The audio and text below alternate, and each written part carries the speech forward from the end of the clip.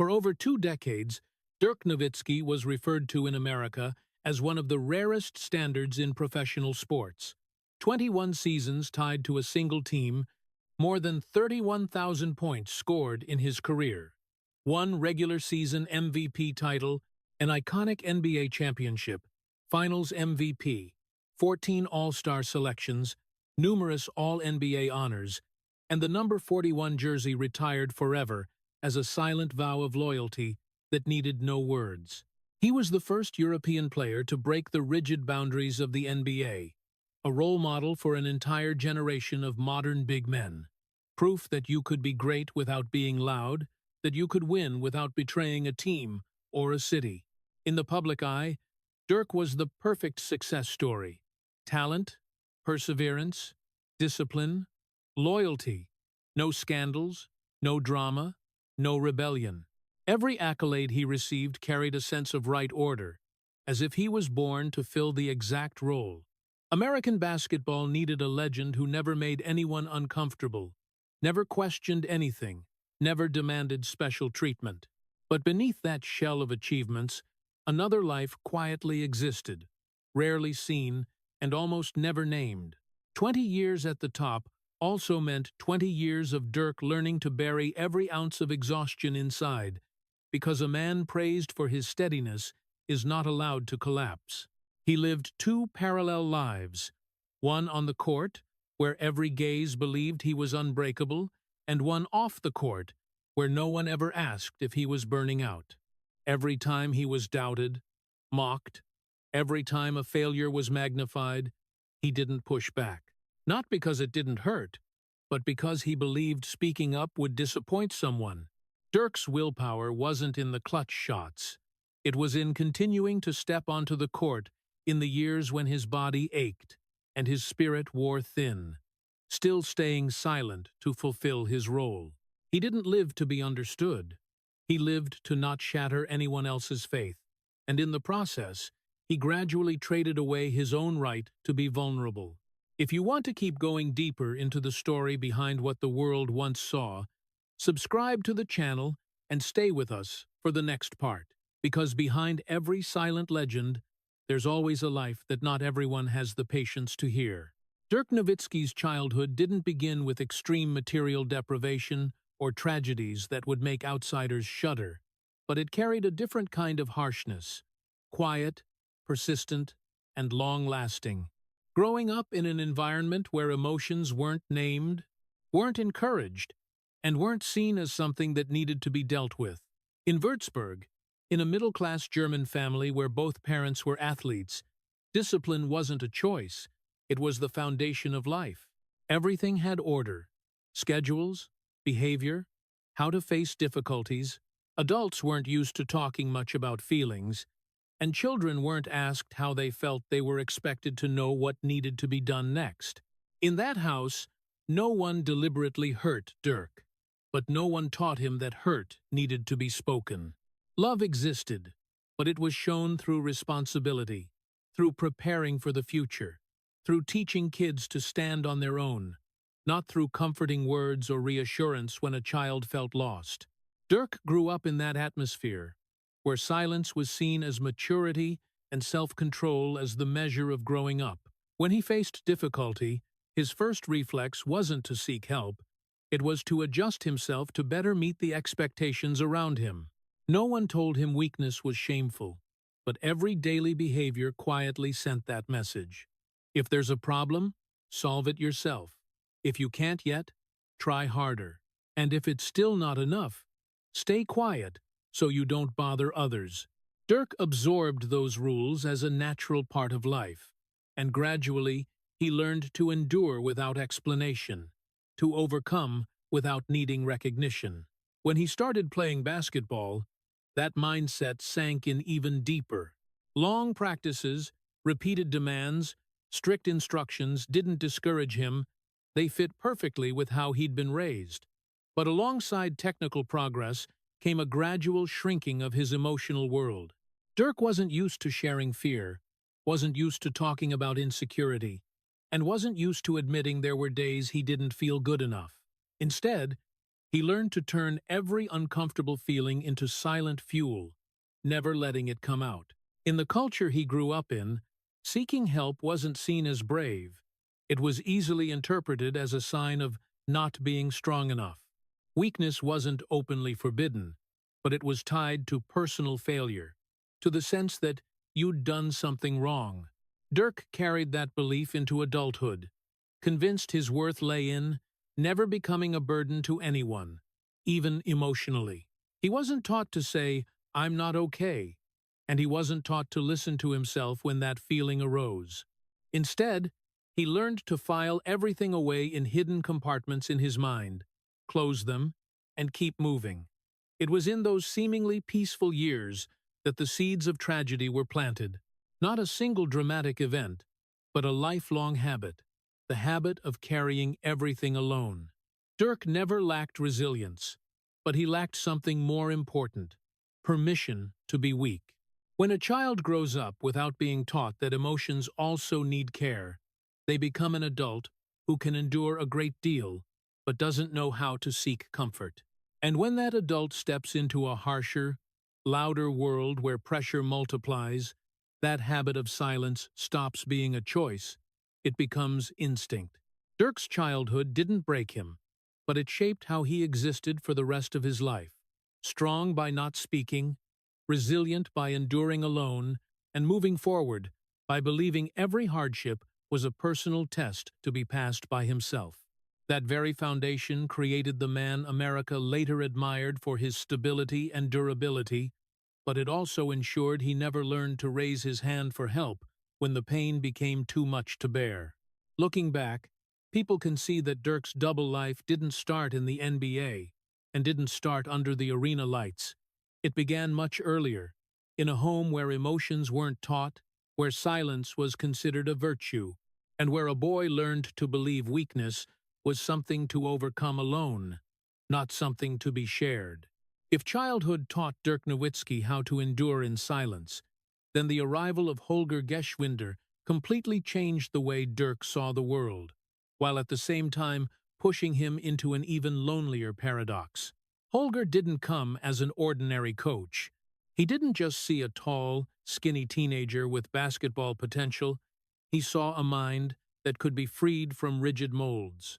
Holger taught Dirk to play basketball with mathematics, physics, geometry, with concepts that no youth coach in Germany at the time could understand, let alone accept. He didn't tell Dirk to be like anyone else, didn't force him down the well-worn path of traditional big men. Instead, Holger planted in Dirk's mind a dangerous but powerful belief. If the right path doesn't exist, create it yourself. For Holger, difference wasn't a risk, it was an advantage. And for Dirk, for the first time in his life, there was an adult telling him that not being like the majority wasn't something that needed fixing. But that very liberation also laid the foundation for a new kind of loneliness. As Dirk trained with unconventional methods, shooting from angles no one taught, moving like someone who didn't belong to any position, he gradually separated himself from the group around him. His peers didn't understand what he was doing. Traditional coaches were skeptical, and the German basketball system at the time saw Dirk more as a bizarre experiment than a talent to be protected. Holger stood beside Dirk, but it was also Holger who pushed Dirk out of the safety of fitting in. Dirk learned that to be right, sometimes you have to accept not being understood. And when a child still searching for belonging keeps hearing that the path they're on is unusual, they gradually get used to the feeling of walking alone. Holger opened up for Dirk, an intellectual world where every limit could be bent, but he couldn't teach him how to live in a collective that didn't accept that difference. Dirk progressed quickly, but every step forward also widened the gap between him and those around him. He began to get used to having only one person believe in him, and to having to defend his own choices without a crowd behind him. In that relationship, Holger was at once mentor, spiritual father, and the only mirror reflecting Dirk's worth. But a single mirror also meant that if the world turned its back, Dirk didn't have many other supports. He learned to be right alone, and that rightness instead of bringing freedom, gradually became a form of isolation. When you're always ahead of your time, you're also always ahead of others' understanding.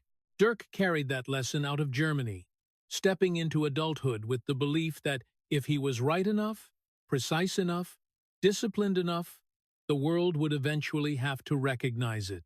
But he wasn't prepared for the possibility that the world could recognize his achievements while still not understanding the person he was. Holger gave Dirk an independent intellect, but couldn't give him a community where that intellect could be shared. Dirk got used to standing on the practice court, performing drills whose meaning only two people understood, while the eyes around him looked at him like an eccentric. That feeling didn't disappear when he left Germany. It just changed form. And throughout the long road ahead, Dirk carried a habit deeply etched from this relationship. When you believe you're right, you have to accept that no one may stand beside you. Holger helped Dirk become different, helped him become the version the world later called revolutionary. But he also unintentionally taught him that difference often comes with loneliness. That is the paradoxical tragedy of this relationship. One person opens the door of intellect, but that door leads to a long corridor where Dirk has to walk alone, without applause, without companionship, with only the faith that if he keeps going, one day the rightness will speak for him. When Dirk Nowitzki left Germany for America, he didn't board a plane carrying the sense of adventure or eager conquest that sports stories are often told with later. He walked like a 20-year-old child pushed out of the only space he truly understood, carrying a small suitcase, a dream not yet named, and almost no preparation for the world he was about to face. Texas welcomed Dirk, not with gentleness, but with dry, scorching heat, endless stretching roads, and a culture completely foreign. He didn't speak English fluently, didn't understand the jokes in the locker room, didn't know how to blend into the rhythm of an American team. The words he knew were enough to practice, enough for short interviews, but not enough to say that he was scared, lost, unsure where to even begin. To everyone else, Dirk was a tall, different NBA rookie, a project full of potential. But when the door of that small apartment in Dallas closed each night, he was just a young immigrant, eating dinner alone, turning on the TV as a way to fill the silence, and trying to sleep in a city with no memories attached to him. He had no close friends, no family nearby, no community to lean on. The rare calls back to Germany weren't enough to soothe the feeling of drifting between two worlds. In America, he didn't yet belong here. Back in Germany, life had already started moving on, without waiting for him to return. It was in that period that Dirk's double life began to take shape quietly and painfully. By day, he was an NBA player, training hard, learning to move faster, stronger, learning to hide his bewilderment behind a calm exterior. By night, he was a completely different person, sitting alone in the apartment, thinking about every doubtful glance, every whisper that he was too soft, too slow, too European to survive in the world's toughest league. No one taught him how to fit in, and no one asked if he was okay. American culture expected men to be tough, especially in sports, and Dirk, with his German foundation already accustomed to not complaining, automatically accepted that expectation as an unspoken rule. He learned to smile when he didn't understand the story, to nod when he wasn't sure if he was truly accepted. The grueling practices didn't break him, but the empty moments afterward were different. He gradually realized that here, success wasn't measured just by points, but also by the ability to become part of the group, by talking, joking, building relationships, and that was something Dirk wasn't equipped for. He didn't know how to start a conversation, didn't know how to seek empathy, and didn't know how to admit he was lonely. Instead, he did the only thing he knew: train more, focus more, be more disciplined, as if personal effort could fill the cultural and emotional void. On the court, he tried to prove he belonged. Off the court, he tried to disappear so he wouldn't be a burden. With each passing day, those two lives separated more clearly. The public life, where he was seen as a young talent who needed time, and the private life, where he began to believe that the feeling of being lost was something he had to endure alone. Texas is vast, but Dirk's world back then shrank to just enough space for one person, and thoughts that went unspoken. He didn't know that those first years would shape how he existed throughout his career, always showing up on time, fulfilling his role, and retreating into silence when the lights went out. No one called it a tragedy, because there were no public tears or obvious breakdowns. But for a 20-year-old kid placed in a foreign culture without the emotional language to protect himself, it was a prolonged, simmering, and very real kind of wound. Dirk lived in a state of both wanting to be accepted and fearing that if he showed weakness, he would lose the only chance he had. And so, he chose silence, not as a strategy, but as a survival instinct. In that small apartment, every night, he learned to exist between two worlds, one that saw him and one that no one saw, and that separation, at first temporary, gradually became the foundation for the parallel life he would carry for the next 20 years. The early years of Dirk Nowitzki in the NBA didn't pass with spectacular falls, but with a series of small, repeated cuts, deep enough to hurt, but not obvious enough for outsiders to recognize as a form of injury. On paper, he progressed season after season, points went up, his role grew, responsibilities got heavier, but running parallel to that growth was another story, quieter, more bitter, written by the mocking words that started appearing more and more frequently. Soft, choker, European joke. Those words didn't ring out once and disappear. They followed Dirk through every playoff run, every losing series, every moment he walked off the court in silence. Every time Dallas got eliminated, the media didn't look at the system, didn't look at the roster. They looked straight at that tall man and asked the question, does he have what it takes to lead an American team? For another player, that might have been fuel to fight back, to speak up, to respond. But for Dirk, who was never taught how to fight with words, those labels didn't spark anger, they sparked self-doubt. He didn't know how to argue back, didn't know how to defend himself in public, and certainly didn't know that his silence would be interpreted as indifference. Every early playoff exit was a new cut, not just to his reputation, but to the fragile belief that if he tried hard enough, the world would understand. But the world didn't understand. It only saw results and needed a face to blame. Dirk became that face not because he was weak, but because he didn't fight back. His silence, in a culture accustomed to noise and confrontation, was seen as a sign of not caring, not having enough fire, not having enough killer instinct. No one asked if he was hurting, because he didn't show it, and no one realized that not knowing how to push back was exactly what hurt him the deepest. In the locker room, Dirk was the first one there, the last one out, working harder than anyone. But out there, the story got told much simpler. A talented European player who lacked toughness when the pressure rose. Every headline served as a reminder that his quiet efforts weren't enough to change how people saw him. He wasn't used to self-promotion, wasn't used to building an image, and didn't believe he needed to. In Dirk's mind, basketball was still a fair place. Do it right, and you'll get recognized. But the NBA wasn't just basketball.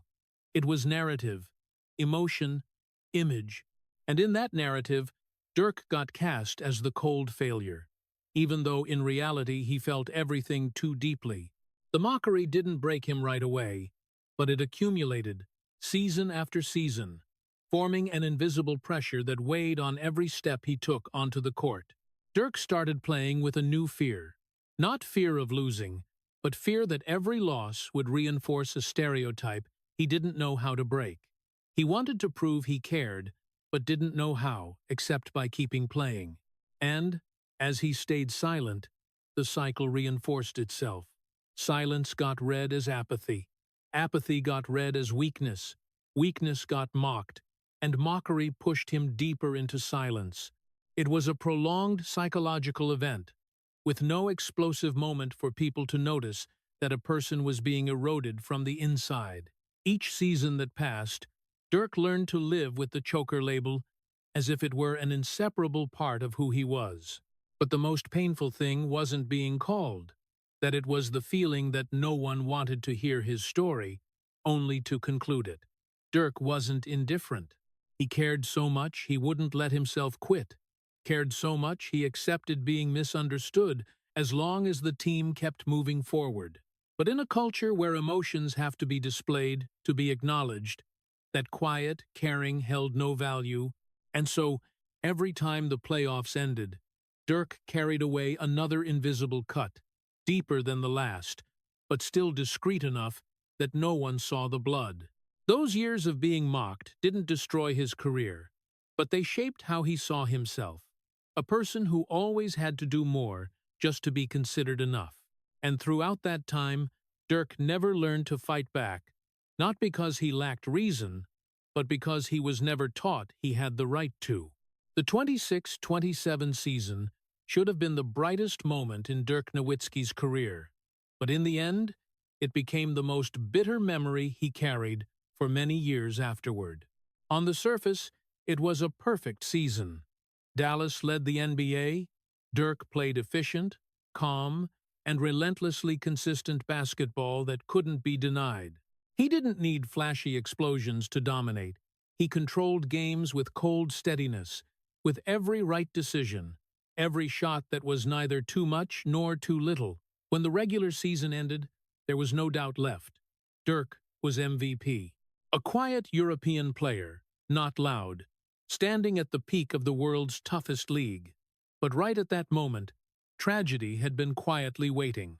Dallas entered the playoffs as the #1 seed, carrying the expectation to prove all the years of doubt before. And then, in just a few short games, everything collapsed. Eliminated in the first round by Golden State, a team considered weaker, Dallas left the playoffs in shock. For Dirk, it wasn't just a sports loss. It was the cruelest confirmation of the labels he'd carried for years. Choker, soft, can't handle pressure. There was no time to process the pain, no pause to heal, because right after, he had to face what should have been the greatest honor of his life. The MVP award ceremony happened after Dallas was already eliminated, while the air around him was still thick with mockery. Dirk stood there, holding the prestigious trophy, but there was no joy, no release, only the raw feeling that he was receiving a reward for a season everyone had already decided to call a failure. In the eyes looking at him then, it wasn't respect. It was the unspoken question, how could an MVP fall so fast? For many players, an individual award could be a comforting balm. For Dirk, it became a mirror reflecting shame. He didn't know where to put that trophy in his house, because every time he saw it, he remembered the losing series, the ridicule, the feeling that he'd done everything the only way he knew how, but it still wasn't enough. Accepting the award amid mockery wasn't a loud image, but it was a brutal mental experience, where glory and humiliation blended so completely they couldn't be separated. Dirk didn't fight back, didn't speak up to defend himself, didn't blame teammates or circumstances. He stood there, silent, as he always had, and let the story be written for him. But that very silence made the wound cut deeper. He began to believe maybe the others were right. Maybe he really lacked something the great stars needed. Not skill, not effort, but the toughness in life-or-death moments. That belief sank deep into his mind, so that every time he stepped into the playoffs afterward, he wasn't just facing opponents on the court. He was facing the memory of 2007. That was the purest tragedy, because it didn't come from a downfall or a wrong choice. It came from reaching the top and being yanked down instantly in front of the whole world. The MVP should have been recognition for the entire road of endurance, but instead, it became the symbol of his greatest pain. Dirk carried that wound not as a loud motivation, but as a quiet burden. He didn't talk about it, didn't use it as an excuse, but it was present in every movement, every shot decision, every time he chose to stay late after practice. Before 2011, no memory haunted him more than that season, where the peak didn't open a door to freedom. It slammed shut, leaving him standing alone with the question that was never answered. If even when you're MVP, you still get laughed at, then what more do you have to do to be recognized? After the 2007 season, when the MVP wound hadn't even had time to close, Dirk Nowitzki stood at a crossroads that many other stars in his position would have chosen very quickly: to leave. Advice came from everywhere, public and private. Leave Dallas to find a new environment, a stronger roster, a place where the past didn't weigh on every step. In the NBA, that was normal, even seen as reasonable. But for Dirk, that choice never really existed. He didn't stay because of some naive belief that things would naturally get better, nor because of the romantic notion of being a one-franchise man that the media later pinned on him. He stayed because he didn't allow himself to leave. Inside Dirk, there was a rigid moral boundary built very early on. If you've taken on responsibility, you have to carry it to the end, especially when things get bad. Leaving while being doubted, while being mocked, to him wasn't seeking a new opportunity, it was running away. And Dirk wasn't taught how to run away. The decision to stay in Dallas after 2007 therefore didn't carry the feeling of hope. It carried the feeling of self-accusation. He believed that if he was the problem, then he had to be the one to stay and fix it. No one demanded it of him, but no one stopped him either. The public saw in that decision a beautiful symbol, rare loyalty in a league full of flux. They called it equality, nobility, what made Dirk different and admirable. But inside, the feeling he carried was completely different. With each passing season, that loyalty didn't lighten. It grew heavier, like a moral debt that became harder and harder to set down. He no longer asked himself if he was happy. He only asked what else he owed Dallas. Dirk's double life became clearer than ever during this period. In the media, he was the model image of steadfastness, the man who didn't abandon the team that gave him his chance. In the practice gym, he was the one who stayed longest, worked hardest, as if every extra hour could make up for the doubts he never refuted. But in silence, he was also the one carrying the feeling that he had locked every escape route himself. Every time he looked around the NBA and saw other stars seeking more favorable circumstances, Dirk didn't judge them, but he also didn't allow himself to do the same. He didn't believe he deserved an easier path, especially when the past hadn't yet been redeemed. That loyalty gradually stopped being a choice and became an obligation. Obligation to the city, to his teammates, to the image others had placed on him.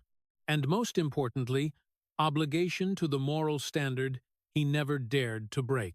Dirk continued to take the court each season with the same attitude. Do his part, demand nothing, complain about nothing, ask no questions about the future. But deep down, he understood that with each year that passed, the chance for change closed a little more. He accepted that as a self-imposed punishment, believing that only by staying and enduring could he face himself. The public applauded that loyalty, but no one saw its mental cost. No one saw the nights. Dirk wondered if he was paying too high a price for an image others cherished, but that he himself didn't dare remove. In Dallas, he became the symbol of stability, but that stability was built on the foundation of constantly suppressing every personal desire. He didn't allow himself to dream of a different ending, because dreaming, in Dirk's logic, was a luxury when you were still doubted. And so, year after year, he continued to live two parallel lives, one celebrated for loyalty, and one inner life where that loyalty became a burden increasingly hard to breathe under. Dirk stayed in Dallas not because he was certain the place would bring release, but because he believed leaving before being forgiven whether by others or by himself, would be something he could never accept. Amid the years when loyalty had become a moral burden, when Dirk Nowitzki almost no longer allowed himself to dream of an escape, the event of 2008 arrived in a way quieter but more cruel than any on-court failure. Not an injury, not a losing series, but a fracture in the place Dirk always kept most hidden: personal trust. He had misplaced his trust in someone at a time when he himself was so exhausted that for the first time he wanted to live like an ordinary person, not a symbol, not the one carrying responsibility, not the perfect image others expected. It wasn't a story about money, because money was never something Dirk lacked, and it was never the motive that made him open up. What hurt him deeply was that this rare trust was betrayed exactly when he allowed himself to step out of the familiar shell of discipline. In a world where every relationship around him was usually tied to benefit, to expectation, to role, Dirk mistakenly believed he could be seen simply as a man who needed to be understood. And when the truth came out, he didn't just lose trust in one person, he lost trust in his own ability to judge. For someone who always believed everything could be solved with effort and discipline, realizing he had been wrong in an emotional choice was a serious blow to his mental foundation. Dirk didn't talk much about that event, didn't explain, didn't justify, didn't seek public sympathy. He handled it the familiar way, withdrew into silence, bore it alone, closed himself off. But unlike previous wounds, this time what was damaged wasn't just reputation or on-court confidence. It was his ability to open up. Dirk began to believe that if, even in those rare moments when he wanted to be loved as an ordinary person, it led to pain, then it was better never to open that door again. The consequences of the 2008 event couldn't be measured in numbers, but they seeped into every aspect of Dirk's life. He became more closed off, more guarded, and stricter with himself than ever. Relationships around him shrank to the bare minimum necessary. He didn't seek intimacy, didn't allow emotions to go beyond the safe limits he set for himself. The double life, which had already existed as an invisible separation between public person and private person, was now completely locked down. On the court, Dirk remained the professional player training hard, playing full effort, keeping the familiar calm demeanor. Off the court, he became a sealed world, with no room left for emotional experiments. The betrayal of 2008 didn't turn him bitter, but it turned him cautious to the point of almost not allowing himself to feel anything fully except responsibility. Dirk didn't blame anyone publicly, but that quiet self-blame was even heavier. He began to believe that his being hurt was because he had broken the life rule he still held. Don't let emotions take over. Don't place trust in things you can't control. And so, to protect himself, he returned to absolute discipline, to tight control, to turning emotions into something that had to be hidden like a dangerous weakness. In the years that followed, many people noted that Dirk became colder, more distant, harder to approach. But few understood that it wasn't arrogance. It was a defense mechanism formed from unshared pain. He didn't allow himself to love freely, because freely meant risk. And for Dirk at that time, risk was no longer something he was willing to accept. The 2008 event didn't create an obvious collapse, but it marked the moment Dirk decided to lock down his emotional life, seeing it as the price he had to pay to keep existing in the role the world expected. From then on, all his efforts went outward for the team, for the city, for the stable image others relied on. Inside, a part of him quietly shrank, accepting to live in silence so he wouldn't have to face betrayal of trust again. And it was in that absolute closure that Dirk's double life reached its most complete state. A public life, where he always appeared proper, and a private life where emotions were locked tight, not because he no longer had them, but because he had decided that keeping them to himself was the only way to keep standing. 2011 came to Dirk Nowitzki not like a destined, redemptive season scripted in advance, but like the final stretch of an endurance journey that had gone on far too long. On the surface, it was the perfect sports story America loves. A team not seen as the #1 contender, a star once doubted, once mocked, finally defeating super teams built on power and ego. But inside Dirk, that victory didn't ring out like cheers, it rang like a long-overdue sigh.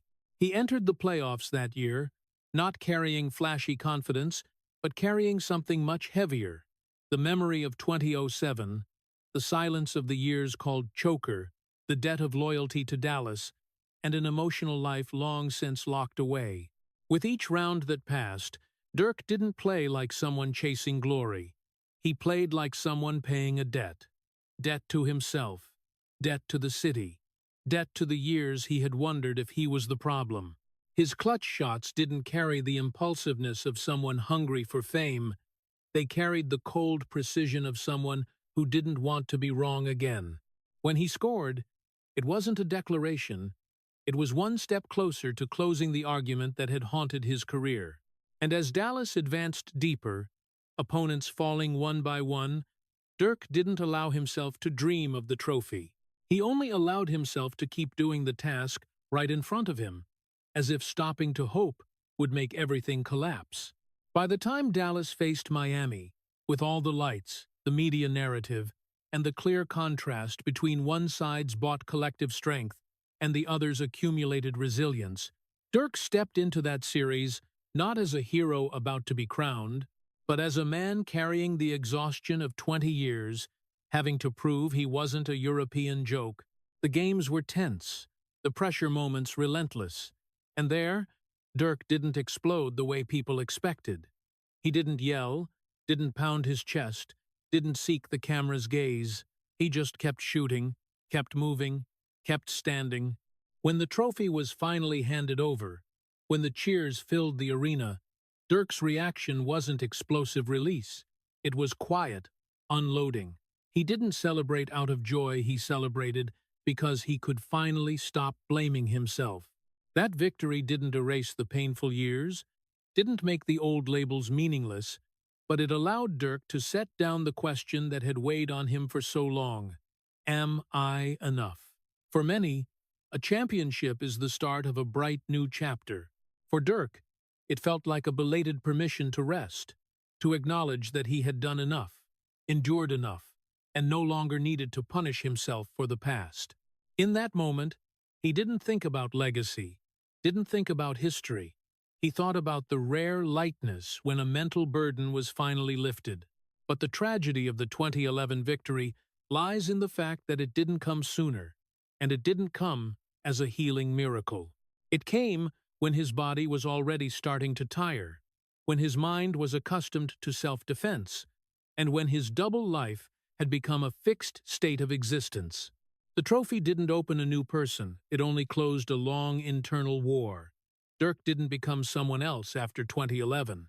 He didn't suddenly allow himself to be more vulnerable, nor did he learn to share emotions easily. That victory only helped him keep living without being haunted by whether he had failed. And that's exactly what makes that seemingly glorious moment carry its own private sadness. Because if your greatest win doesn't bring full joy, but only relief, it says you had to fight too long, not just against opponents, but against yourself. 2011 closed a chapter, but it didn't rewrite who Dirk was. It didn't fully heal the earlier wounds, it only put a necessary period so he could keep walking without the feeling that he hadn't done enough.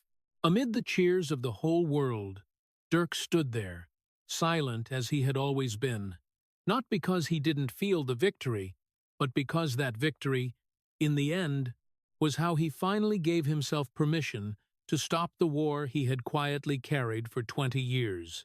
After 2011, when the trophy had finally been set down, and the question that haunted his career was at least partly closed, Dirk Nowitzki didn't step into a peaceful phase the way many imagined. Instead, he entered another chapter, quieter and harsher, where his body began to betray him while his spirit had long been depleted. The victory didn't bring revival. It only exposed the real cost of 20 years of endurance. The pains appeared more frequently, no longer the familiar fatigue of a long season, but clear signs that his body had gone beyond its limits. Knees ached constantly, ankles chronically inflamed, back no longer flexible. Every time he stood up after sitting long, took a few extra breaths to endure. Dirk didn't complain publicly, didn't talk about those pains, but they were present in every slower run, every lower jump, every moment he had to rub his legs before stepping onto the court.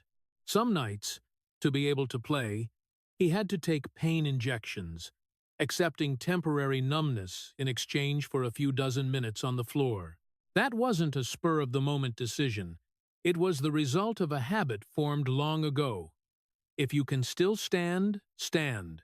If you can still play, play. Dirk took the court not because he didn't know he was hurting his body, but because he didn't allow himself to be the one who stopped first. After 2011, each season felt like a silent negotiation between will and body. He knew he wasn't the same anymore, knew every game left consequences that lingered for days, but he kept going.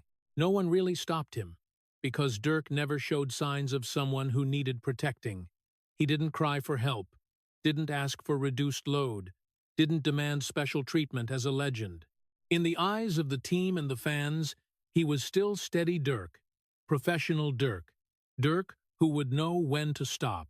But the truth was, he didn't know how to stop, because his whole life had been built on the foundation of continuing, even when there was no strength left. The mental tragedy of this period lies in the fact that no one asked the right question at the right time. No one asked if he was in pain beyond his limits, because the image Dirk had built over 2 decades was the image of someone who didn't need concern. And Dirk, accustomed to enduring in silence, didn't speak up either. He accepted the role of the one who kept going, even when his body protested, because in his logic, complaining would diminish the value of all the years before. After the championship, Dirk no longer had to prove he was good enough, but he faced another battle: how to exist when the biggest motivation had been fulfilled. He kept training, kept playing, kept contributing, but every action cost more energy than before. Some mornings, getting out of bed was already a challenge. Some days, the pain didn't ease after practice, it only spread further. But Dirk still showed up, still put on the jersey, because he wasn't used to being absent. The tragedy here wasn't the body breaking down, it was that the breakdown happened in absolute silence. No explosive moment to force attention, no announcement of stopping for health, only slow erosion. Dirk wasn't forced to continue, but he also wasn't given permission to stop. And because he never called for help, the world around him simply assumed he was still okay. The post-2011 period, therefore, carried a very different sadness. It was no longer the sadness of someone who hadn't achieved what they craved. It was the sadness of someone who had achieved everything but paid for it with his own body. Dirk didn't fall into public crisis, didn't collapse mentally in obvious ways, but inside, he clearly felt the depletion. Each new season no longer carried excitement, it carried a quiet question. How much longer can I hold on? He didn't share that question with anyone, because sharing meant admitting he was weakening. And for Dirk, admitting that was harder than enduring pain. So he kept living 2 parallel lives. On the court, he was the devoted veteran, still hitting familiar shots, still doing what the team needed. Off the court, he was a man increasingly withdrawing, spending more time on recovery, on long physical therapy sessions, on silent moments when his body no longer obeyed his will. No one called it tragedy, because there were no tears and no instant collapse. But for someone who had always measured his worth by his ability to continue, the body gradually no longer allowing continuation was a profound loss. After 2011, Dirk no longer fought to prove he was worthy, but he had to fight to maintain the image of someone who never needed rescue. And that's exactly what made this period one of the most painful chapters of his life. A chapter where no one stopped him. Not because they were indifferent, but because he had spent his entire career teaching everyone that he never needed to be stopped. After all the years that Dirk Nowitzki learned to exist through discipline, silence, and endurance, family became the only space where he didn't have to play any role at all. Not the court, not the locker room, not the press conferences where every word was weighed, but the quiet home, where the lights were softer and time moved slower. Marriage came to Dirk not as a romantic story paraded in public, but as a shelter built very privately, very carefully, after too much hurt. For him, family wasn't an extension of his public image, it was the complete opposite. There were no expectations to be strong, no pressure to stand tall, no eyes waiting for a man who never falls. That's why family became the only place Dirk allowed himself to be tired. Not tired from losing a game, but tired from having to be the person who never gets tired for far too long. In everyday life, Dirk didn't have to prove anything. He didn't have to be the leader, didn't have to be the symbol, didn't have to be the answer to old doubts. He just had to be a husband, a father, a person who was present, but that very ordinariness revealed a subtle pain few people saw. Because the man who only dares to be weak when no one is watching is usually the man who has long been accustomed to not being allowed to be weak in front of the world. In the family, Dirk could sit down without thinking about how he had to train tomorrow. He could be silent without fear of being misunderstood as indifferent. He could admit that his body hurt, that his spirit was weary, that there were days he no longer had the energy to keep up the role of resilience. But those moments always happened behind closed doors. Dirk never brought that vulnerability outside, never let it touch the image fans still held. Family, therefore, became the only emotional counterweight, where everything was rebalanced, but also the only place that saw the real cost of 20 years of endurance. There were evenings when his body hurt so much he could only sit still, saying nothing, and the family understood that silence was different from the silence on the court. It wasn't discipline, it was exhaustion. Dirk didn't have to explain, because no one demanded he be strong. But precisely because family was the only place that allowed him to be weak, the pain became even more subtle, because it also meant that for most of his life, he hadn't allowed himself to be weak anywhere else. Marriage for Dirk wasn't about perfecting an image, it was about preserving the real person. It kept him from breaking, but it didn't erase the cracks that had formed. Family didn't heal everything, but it kept him from collapsing. And in those rare moments, when there were no lights, no cheers, no titles attached to his name, Dirk emerged as an ordinary man to the point of heartbreak, a man who had grown used to carrying responsibility instead of emotion, and only dared to let it go when he was sure no one was watching. That part of his life never appeared in highlight reels, never got mentioned in articles praising his greatness, but it was there that the person Dirk existed most fully. Not as a symbol of loyalty or endurance, but as someone who had gone too far in controlling himself. Family was the only place he didn't have to play a role, but also the only place that saw how exhausted he truly was. And perhaps that is the deepest paradox in Dirk Nowitzki's life. The man the whole world admired for never falling was only allowed to be weak when no one could see. The final years of Dirk Nowitzki's career didn't carry the look of a glorious ending. They looked like a prolonged journey of obligation, where every step onto the court came with the very clear awareness that he was no longer what he used to be. Dirk knew it earlier than anyone.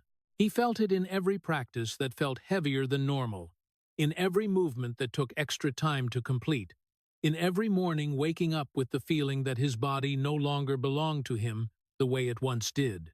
But knowing he wasn't the same didn't mean leaving. And for Dirk, leaving was never a simple choice. After 2011, when the reason to keep fighting was no longer self-proof, staying gradually turned into a painful duty. He no longer played basketball out of a hunger for peak victory, he played because of an unspoken promise he felt he had to keep to the end. With each passing season, Dirk understood that his role on the court was shrinking more and more. He was no longer the center of every play, no longer the reliable anchor in decisive moments. In some games, he knew he was out there not for efficiency, but for presence, and that presence carried its own private sadness. Dirk didn't try to fool himself into thinking he was still at the top. He looked straight at reality, accepted that time had taken what couldn't be kept. But what he couldn't accept was leaving Dallas while he could still stand on the court, even if only in a smaller role. The question that haunted him wasn't, "How much longer can I play?" but "If I quit, who will keep the promise to Dallas?" That promise wasn't written down, wasn't spoken aloud, but it had sunk deep into him over 2 decades. It was the promise that he wouldn't leave when things got hard, that he would stay until he couldn't stay anymore. And so, those final years passed in a painful in-between state. Dirk knew he was heading toward the end, but he didn't allow himself to hurry it. He took the court with a weary body, with pains that had become familiar, and with a spirit that no longer had much energy left to convince itself this was still joy. Some nights, finishing a game was a real physical challenge, but Dirk still finished it, because in his mind, quitting midway meant betraying the very life standard he had held his whole life. The prolonged tragedy of this period lies in the fact that there was no climax, no clear moment of collapse, only the slow wearing down of a man who had long exceeded his limits but kept moving forward. Fans saw an older, slower Dirk, but still present, and they called it admirable dedication. But few realized that every time he stepped onto the court in those final years, he was paying yet another part of a price he should have already paid enough. Dirk didn't want to leave quietly, but he also didn't want to turn his ending into an emotional performance. He chose the hardest path, to continue until there was no other way. In the locker room, Dirk became a different image, not a leader with words, but with silent presence. Young players looked to him not just for what he had accomplished in the past, but for the way he still fulfilled his role when nothing was favorable anymore. But that also made this period more painful. Because Dirk was no longer playing for himself, he was playing for a promise that had become tied to his name. And that promise didn't allow him to stop early, even though his body had been speaking up for a long time. There were moments, sitting alone after a game, when Dirk was fully aware he was dragging out the inevitable. But instead of fear, he felt a heavy responsibility. If I leave, a chapter of history closes, and he didn't want to close it by walking away midway. Those final years, therefore, weren't a search for one last glory. They were a journey of keeping a promise to the city that placed its trust in him when he was still a young man from distant Germany. Keeping a promise to himself, the one who decided very early that leaving before responsibility was finished was unacceptable. And in that journey, Dirk accepted the pain as an inevitable part, without complaining, without displaying it. He knew he wasn't the same anymore, but he stayed. Not because he couldn't see his own limits, but because he didn't allow himself to abandon this final role until there was no choice left. The final years of Dirk Nowitzki, therefore, weren't a victory song. They were a slow, heavy, and deeply poignant piece of music, where one man kept walking only because he believed that if he stopped, the promise to Dallas would have no one left to keep. When Dirk Nowitzki stepped onto the court in those final days, the atmosphere around him carried an unusually quiet feeling, as if everyone understood they were witnessing something that could no longer be held on to. The stands rose earlier than usual. The applause lasted longer. The eyes following him were no longer just admiration, they were regret.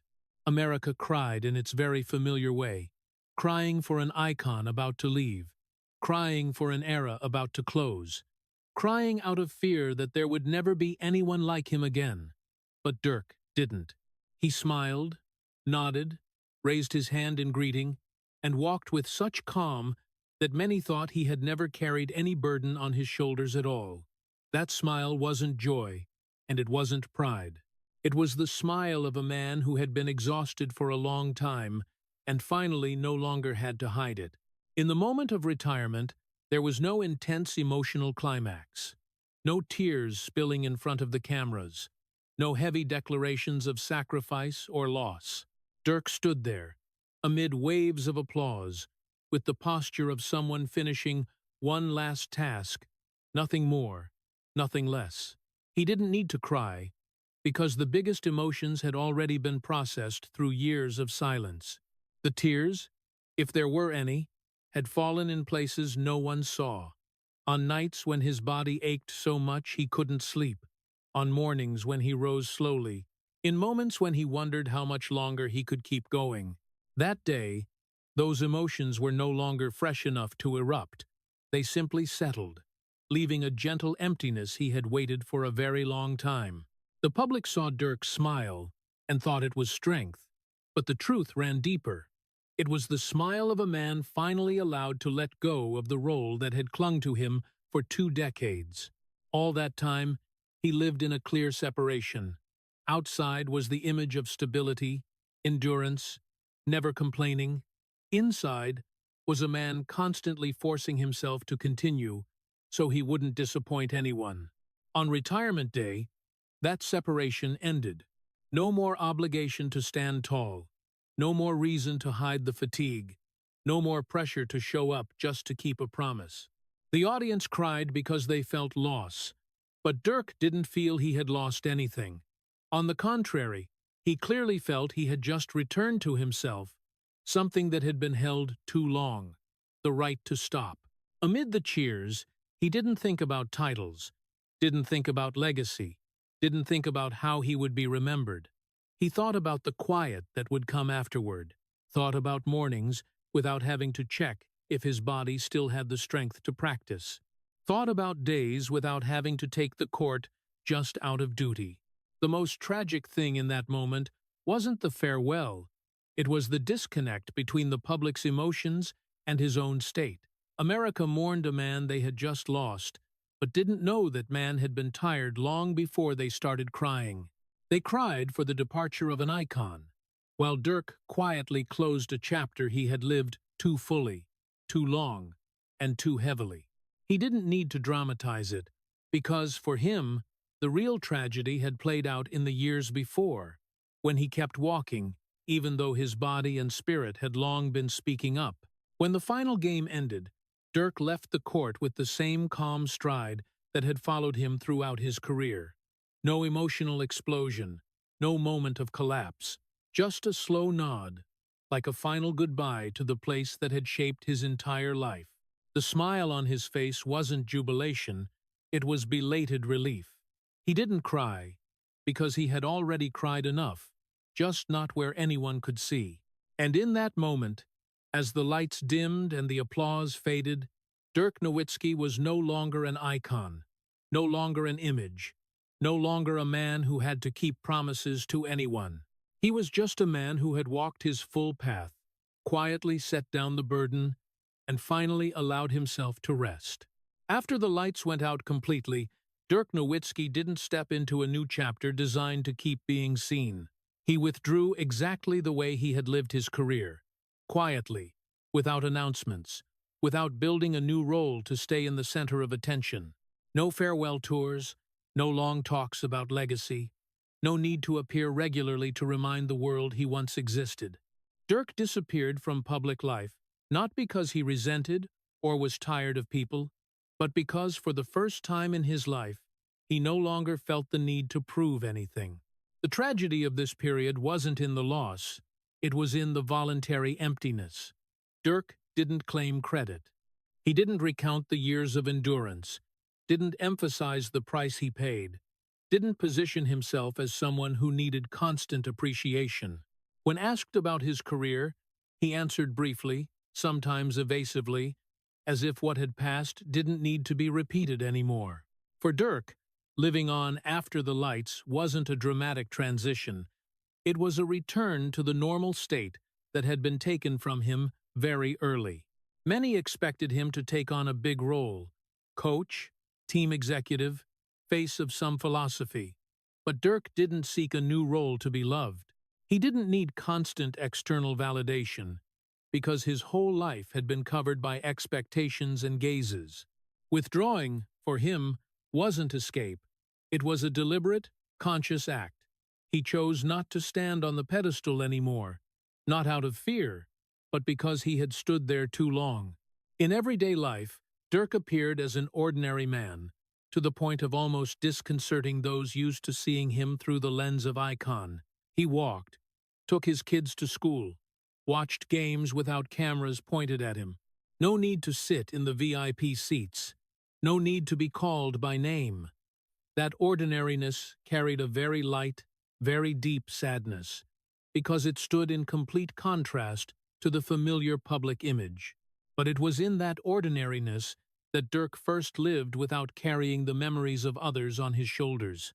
He didn't try to control how he was remembered, didn't shape the story, didn't edit history, didn't refute incomplete interpretations.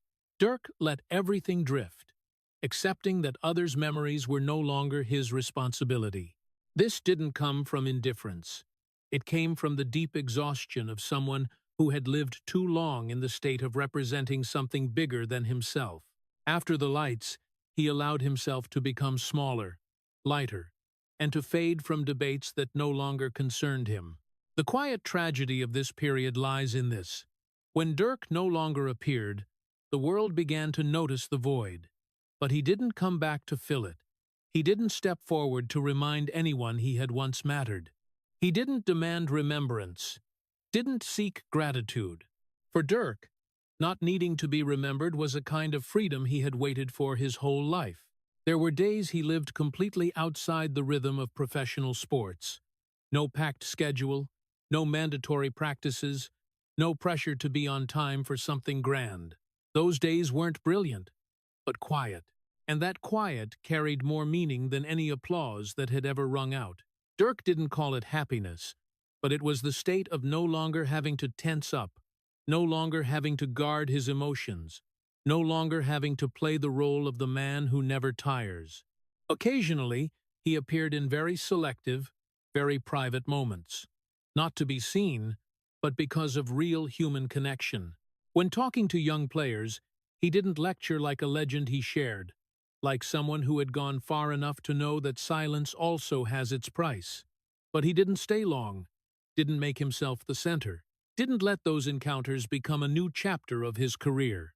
After the lights, Dirk lived exactly what he couldn't live for 20 years. A man who didn't need to be remembered, didn't need to be praised, didn't need to be held in collective memory. He didn't erase the past, but he also didn't carry it like a title. The tragedy of this period, therefore, wasn't in the fading. It was in the realization that, to gain that peace, he had to pay with an entire life lived in silence. And perhaps it was this unnoisy withdrawal that became the final affirmation of who Dirk Nowitzki was, a man who had lived long enough in the world's gaze, and finally chose to step out of it without needing anyone to follow. There was never a moment in Dirk Nowitzki's life that truly felt like complete healing. What he had, from beginning to end, wasn't a miracle, wasn't full release. It was the ability to stand firm long enough so that everything didn't collapse onto others. Looking back at the entire journey, what stands out clearest isn't the glory, it's the quiet, steady price he paid, uninterrupted, for 20 years. He didn't fall, but not because the path was easy. He stood because he didn't allow himself to fall. Even when his body protested, his spirit was depleted, and his emotions were compressed to the point where he no longer knew how to name them. There is no happy ending in the usual sense. The championship didn't make him completely lighter. Retirement didn't bring explosive liberation. Life after the lights didn't turn him into a new person healed from the root. The old wounds didn't disappear just because time passed. They only settled, becoming a quiet part of who he was, like a chronic pain one learns to live with. Dirk didn't walk away from his career feeling he had won everything. He walked away, feeling he had done enough. And sometimes, enough is the highest thing a person can achieve in a life full of responsibility.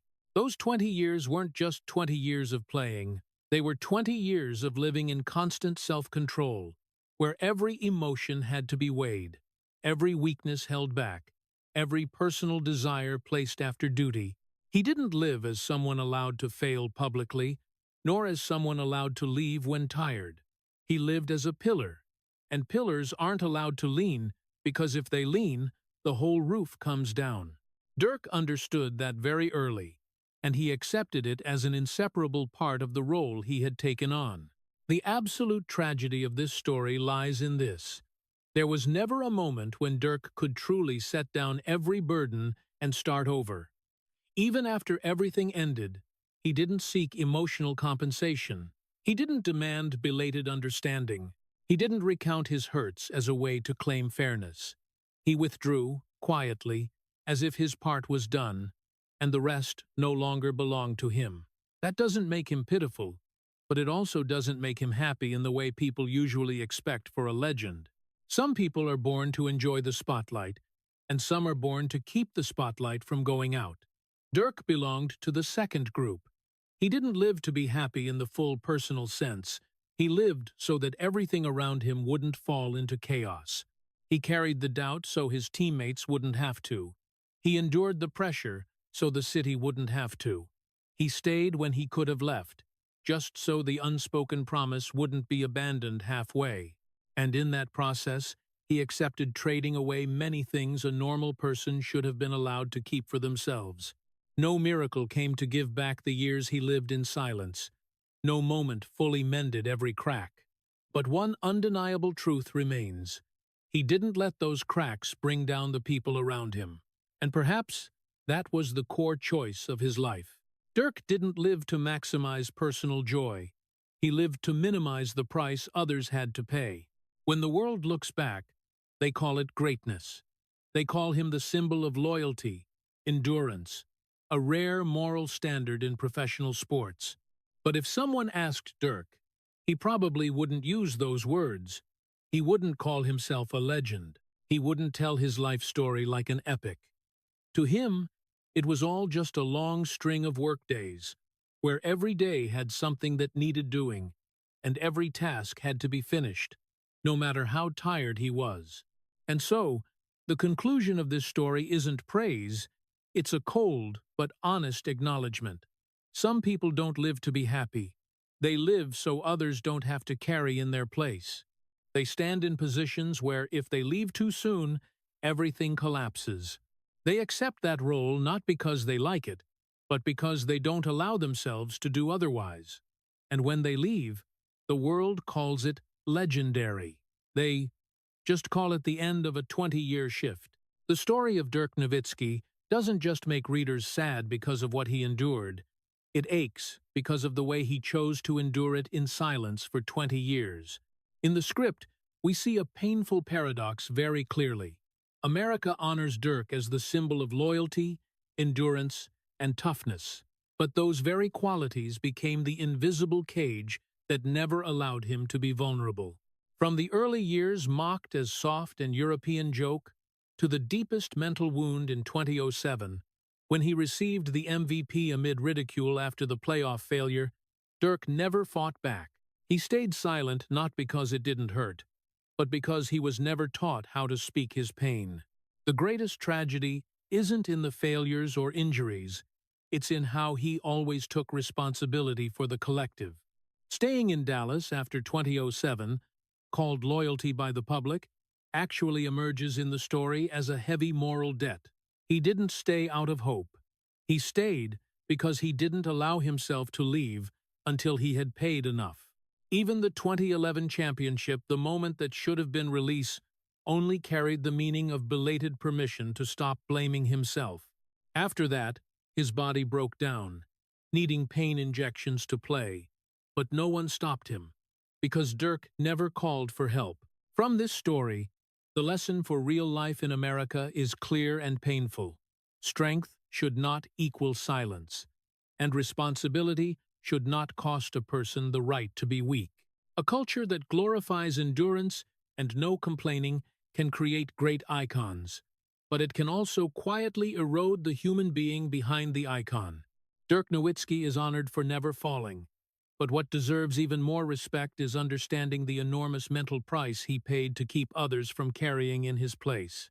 And that is a profound reminder. A humane society doesn't just need people who stand firm. It needs to know how to listen when they're tired. If the quiet but deeply sacrificial story of Dirk Nowitzki makes you reflect on the real cost of greatness, please subscribe to the channel to keep joining us on these raw and aching journeys like this one. Thank you for listening until the very end, and see you in the next video, where we continue telling stories not just about legends, but about the human beings behind them.